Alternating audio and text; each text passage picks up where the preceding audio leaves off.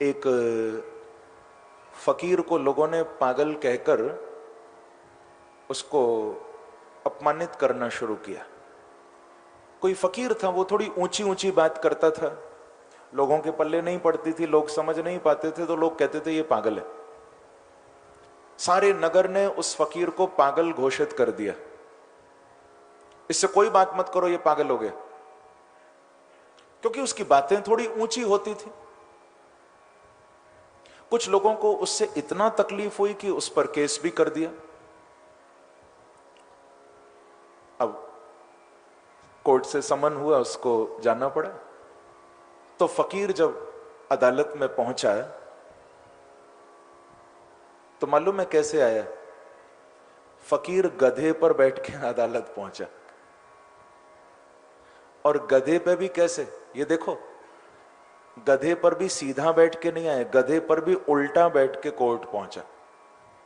गधे का मुंह इधर तो फकीर का मुंह उधर, उल्टा बैठ के गधे पर कोर्ट आए।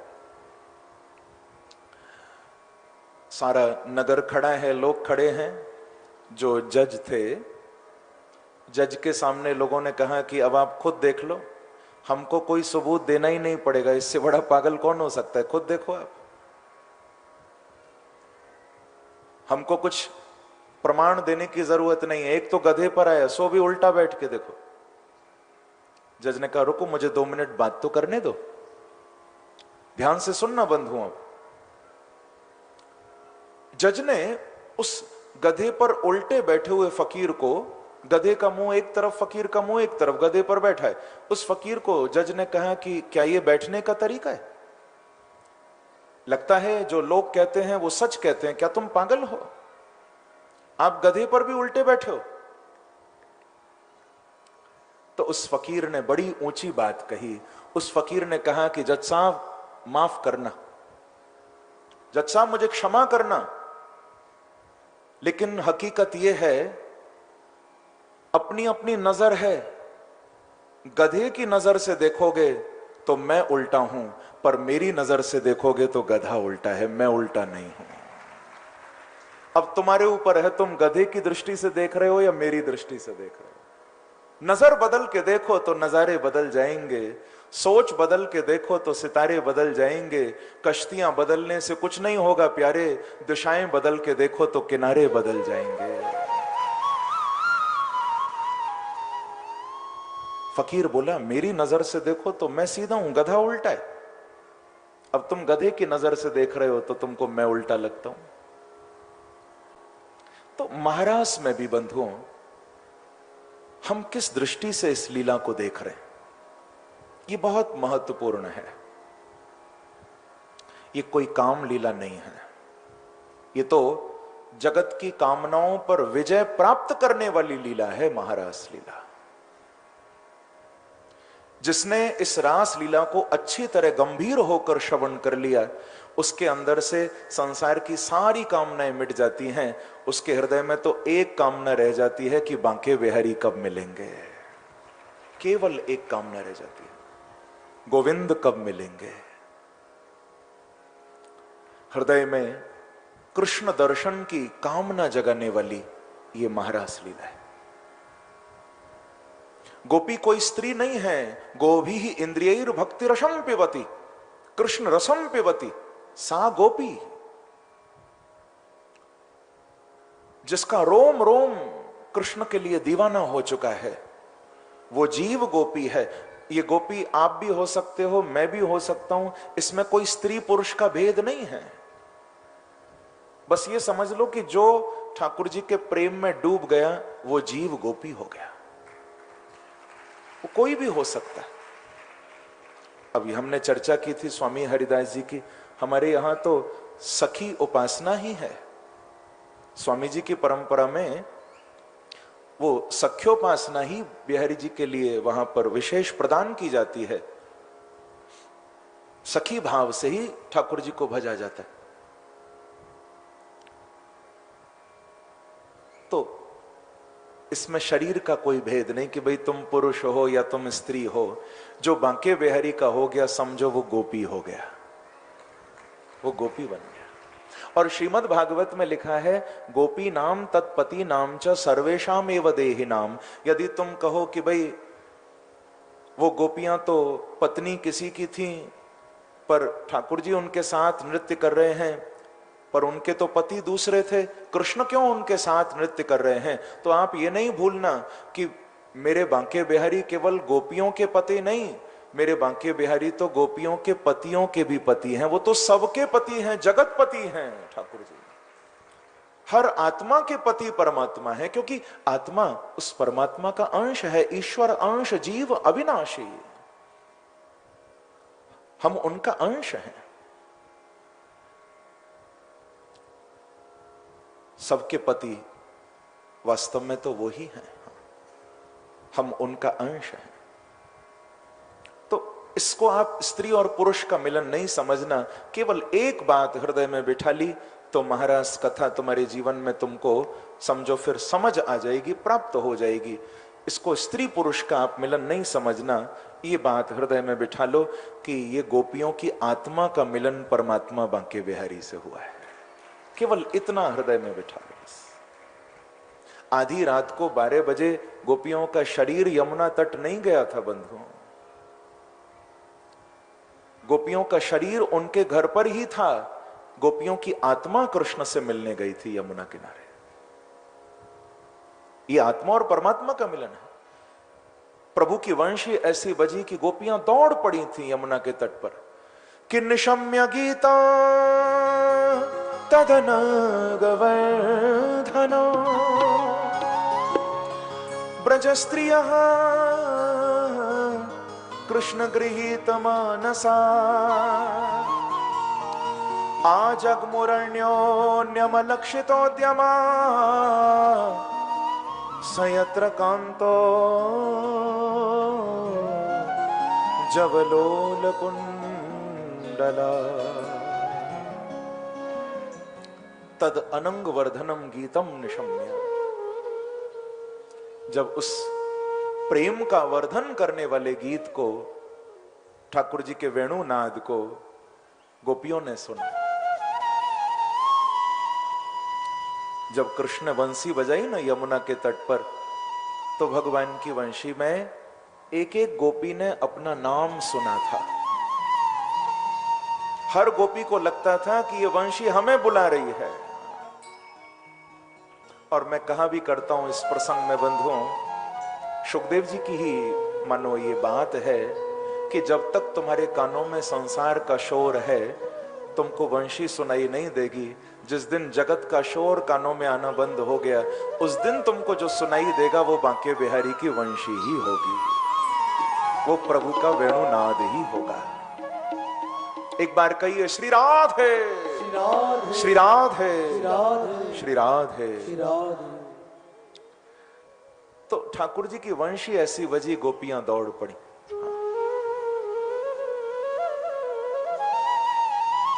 बहुत आनंद आया। जगौ कलम वामदृशाम मनोहरम। जब गोपियां आई, भगवान ने स्वागत भी किया कि स्वागतम वो महाभागा प्रियो क्यों करवाणि वह ब्रजस्यानामयं कच्चे ब्रुदागमन कारण। जब गोपियां आईं तो प्रभु ने गोपियों का खूब स्वागत किया। आओ आओ गोपियां, तुम्हारा स्वागत है। लेकिन भगवान ने परीक्षा भी ली, क्योंकि प्रेम को परीक्षा देनी पड़ती है, याद रखना। जहां प्रेम सच्चा होगा वहां परीक्षा भी होगी। और हम तो संसार में देखते हैं एक दूसरे की परीक्षा लेने में ही लोग लगे रहते, प्रेम हो न हो। मैंने तो अभी कहीं पढ़ा था, किसी घर में नई बहू आई, तो जब बहू आई ना, तो जो सास थी वो परीक्षा लेने लगी। और परीक्षा लेते हुए सास ने क्या पूछा कि देख बहू, अब तू हमारे घर आ गई है, मुझे तुझसे बस इतना जानना था कि तू बड़ों का सम्मान करती है या नहीं। ये बता बेटा, यदि मैं बेड पर बैठी हूं और तू उस समय आए तो तू कहां बैठेगी? क्या बेड पर बैठेगी? तो बहू ने हाथ जोड़ के कहा कि नहीं नहीं माताजी, सासू मां, आप बैठी हो तो मैं कैसे बैठूंगी? मैं आपसे थोड़ा नीचे मैं सोफा पर बैठ जाऊंगी। सास ने गले लगा लिया। वाह बेटा, तेरे अंदर तो बहुत संस्कार है। पर मान ले अब तू सोफा पर बैठी है, मैं बेड से उठ के सोफा पर बैठ जाऊं, फिर तब क्या करेगी? तो बहू बोली कि माताजी, मैं तुरंत सोफे से उठ के नीचे कारपेट पे बैठ जाऊंगी, दरी पे बैठ जाऊंगी। सास ने फिर गले लगाए। बेटा तेरे अंदर तो बहुत संस्कार, पर मान ले मैं सोफे से उठ के दरी पे बैठ जाऊं नीचे, फिर कहां जाएगी? तो बहू ने कहा माताजी आप चिंता नहीं करना, आप यदि दरी पर बैठे तो मैं जमीन पर बैठ जाऊंगा। और बताओ भाई, तेरे अंदर तो बहुत संस्कार है। पर बहू मान ले यदि मैं दरी छोड़ के मैं जमीन पर बैठ गई, फिर क्या करेगी? बेचारी बहू तो फंस गई।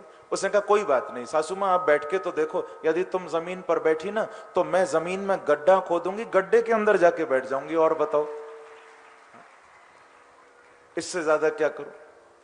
पर महाराज सांस भी सांस थी, रुकी नहीं, यहां भी नहीं ठहरी। सांस बोली बस बेटा अब अंत में मुझे ये बता दे कि मान ले मैं भी गड्ढे में आके बैठ जाऊं, फिर कहां जाएगी? अब बहू क्या पाताल में जाए?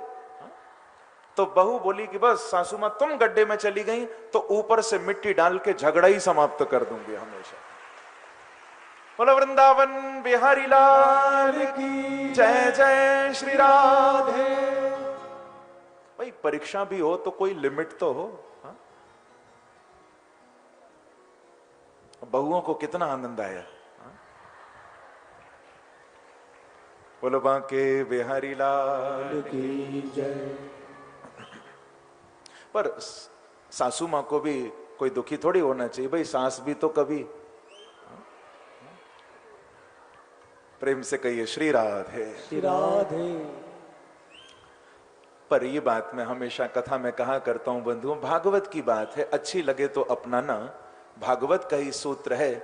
आज परिवार में यदि शांति चाहो तो मैं कहा करता हूं कभी कभी कि थोड़ा सा बस हमको एफर्ट डालना है, अपना थोड़ा सा अपना एक योगदान हमको देना है। कैसे?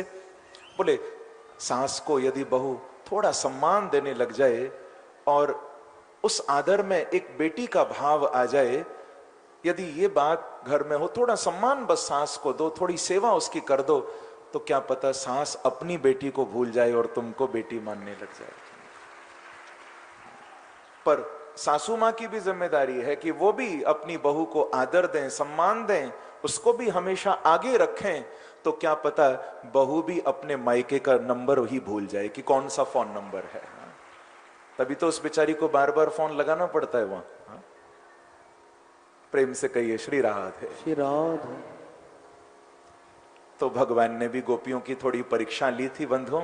अब प्रसंग तो ये इतना है, रास में कोई डूब जाए तो निकलना मुश्किल है। उस परीक्षा में गोपियां उत्तीर्ण हुई थी। मैवम विभोर हति भवान गदितुम शंसन संत्यज्य सर्व विषयांस्तव पाद मूलम। प्रणय गीत गाया। प्रणय गीत के उपरांत भगवान रास मंडल के मध्य से अंतर्धान हुए थे। गोपियों की एक बात भगवान को अच्छी नहीं लगी, ये भी आप समझना।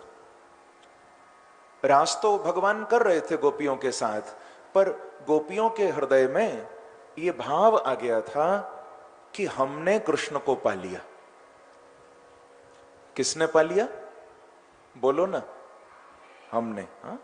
ये जो अभिमान, ये जो मैं, हम कहते हैं ना मैंने कर दिया। कई बार मैं देखता हूं भक्त वृंदावन जाते हैं, द्वारिका जाते हैं, लोग कहते हैं मैंने बांके बिहारी का बंगला बनवाया फूलों का, मैंने ठाकुर जी को सवा मनी लगाया, मैंने 56 भोग लगाए। ये जो मैं है ना, ये भगवान के चरणों में जाकर भी नहीं मिटती। मैंने किया, मैंने किया। पर आगे से याद रखना, यदि मैं अंदर आ गई कि मैंने भोग लगाया, मैंने फूल बंगला बनवाया, मैंने माला पहनाई, तो वो मैं आते ही सब फल समाप्त है।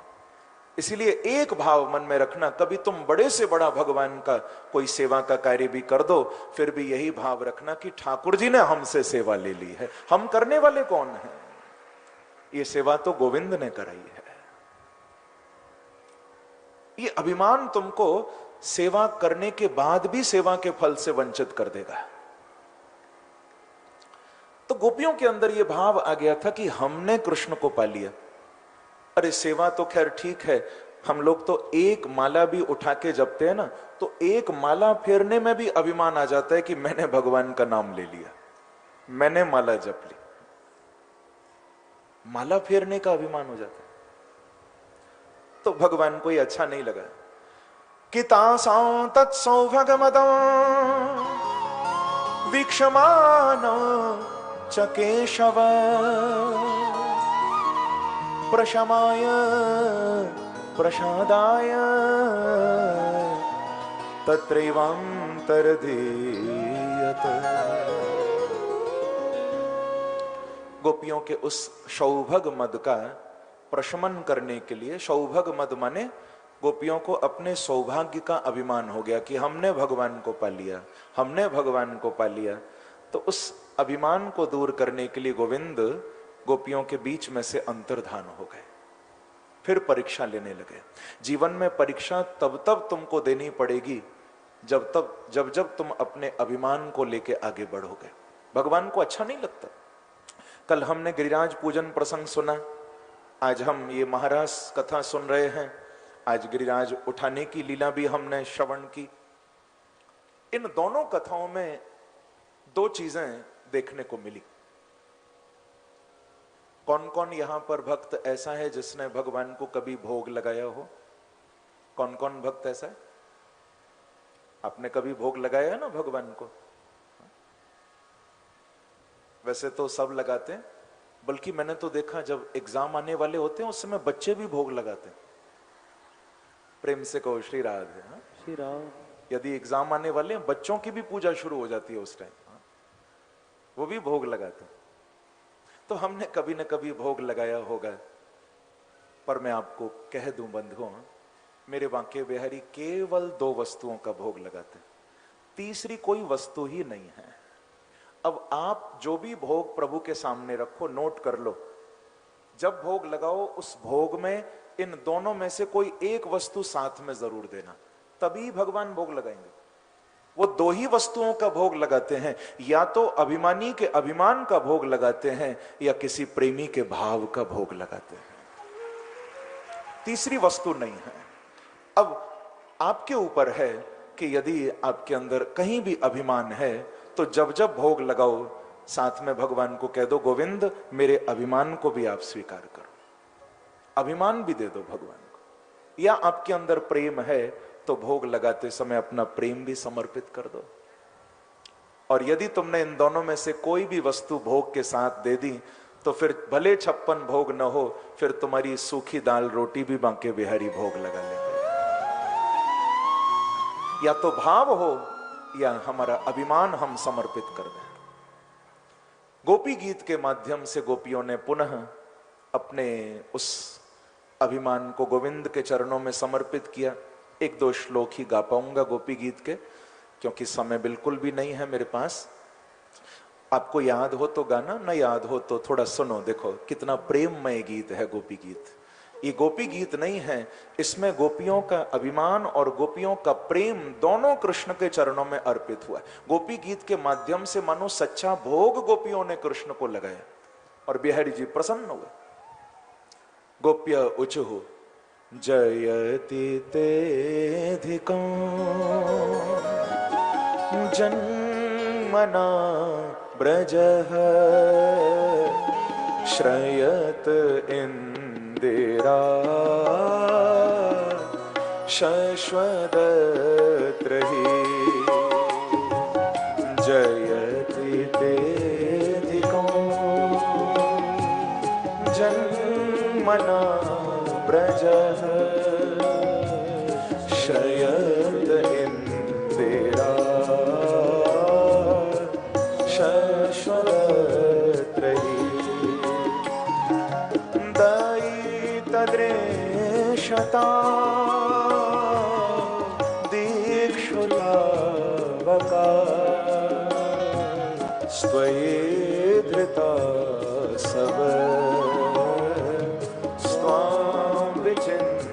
वते